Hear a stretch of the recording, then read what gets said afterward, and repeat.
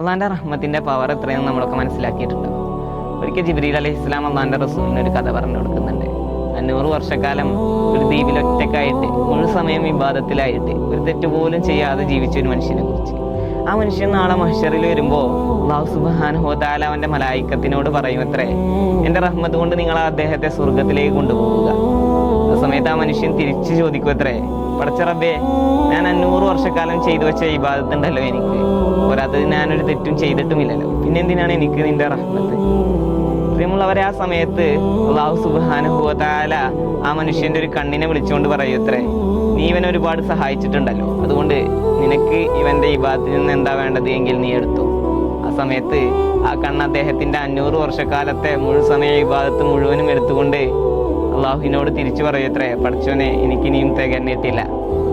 പ്രിയമുള്ളവരെ, നമ്മളൊക്കെ മനസ്സിലാക്കേണ്ടത് 500 വർഷക്കാലം മുഴുസമയം ഇബാദത്തിലായി ജീവിച്ചിട്ട് ഒരു തെറ്റ് പോലും ചെയ്യാത്തൊരു മനുഷ്യന്റെ ഇബാദത്ത് അദ്ദേഹത്തിന്റെ ഒരു കണ്ണിന് തികഞ്ഞിട്ടില്ല എന്നുണ്ടെങ്കിൽ, നിരന്തരമായി തെറ്റുകൾ ചെയ്തുകൊണ്ടിരിക്കുന്ന, ദിവസത്തിൽ 1 മണിക്കൂറോ അല്ലെങ്കിൽ 2 മണിക്കൂറോ മാത്രം ഇബാദത്തിന് വേണ്ടി സമയം കണ്ടെത്തുന്ന നമ്മളുടെയൊക്കെ ഇബാദത്ത് നമ്മുടെ ശരീരത്തിലുള്ള ഒരു രോമത്തിന് തികയുമോ എന്ന് നമുക്ക് ചിന്തിക്കേണ്ടിയിരിക്കും.